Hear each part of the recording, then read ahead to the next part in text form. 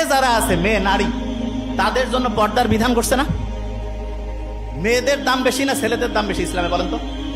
মেয়েদের মর্যাদা বেশি, এবং মেয়েদের মর্যাদা বেশি থেকে কিন্তু দামি মোবাইলের যেমন প্রোটেক্টর আছে, এরকম মেয়েদেরও কিন্তু আল্লাহ প্রোটেক্টর হিসাবে পর্দার ব্যবস্থা করছে। ভালো লাগলো না শুনে?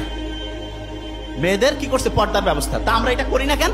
কারণ আমরা মনে করি যে না, মেয়েদেরকে তো বানাইছে হচ্ছে ওই ডারউইনের যে পুরাতন ওই কি বলে এটাকে, বানর থেকে আসছে, অতএব এদের কোনো ফর্মুলা লাগবে না। নো, আল্লাহ মানুষকে বানিয়েছে এবং কিভাবে চললে মানুষ সবচেয়ে সেরা হবে, এইটা আল্লাহ যে ফর্মুলা দিয়েছে সেটা অনুযায়ী চলতে হবে। যে জায়গা থেকে আমি বের হয়ে আসছিলাম সেটা বলি।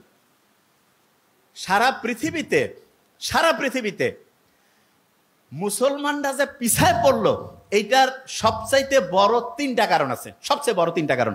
নাম্বার ওয়ান কি সেটা একটু বলি। নাম্বার ওয়ান হচ্ছে, প্রফেসর মুক্তার আহমেদ স্যার কিন্তু বলে গেছেন, আমি জাস্ট একটু খেয়াল করাই দেই।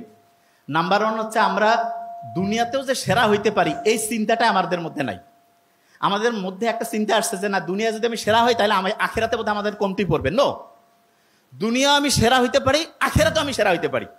দুনিয়ায় সেরা হওয়ার জন্য যেই গাইডলাইন গুলো দিয়েছে আল্লাহ, সেগুলো যদি আমি ফলো করি তাহলে দুনিয়াতেও নাম্বার ওয়ান হবো, আখেরাতেও নাম্বার ওয়ান হবো। কিন্তু সমস্যাটা কোন জায়গায় সেটা বলি।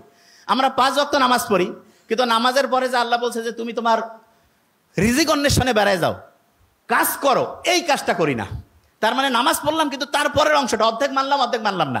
এই কারণে দেখা যাচ্ছে যে ঠিক আছে নামাজ পড়তেছি, নামাজের পরের যে কাজটা সেটা না করার কারণে দেখা যাচ্ছে যেই কাজে যে সেরা হওয়ার কথা ছিল সেটা আমরা হইতে পারিনি। এটা নাম্বার ওয়ান।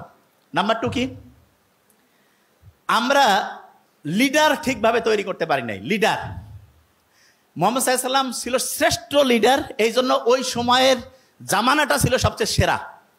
আর আমরা এখন যে লিডারগুলো পাইছি তারা আমাদেরকে ঠিক রাস্তায় যাওয়ার জন্য যেইভাবে আমাদেরকে কাজ করতে করা উচিত সেই অনুযায়ী কোনো রকমের সাজেশন দেয় না।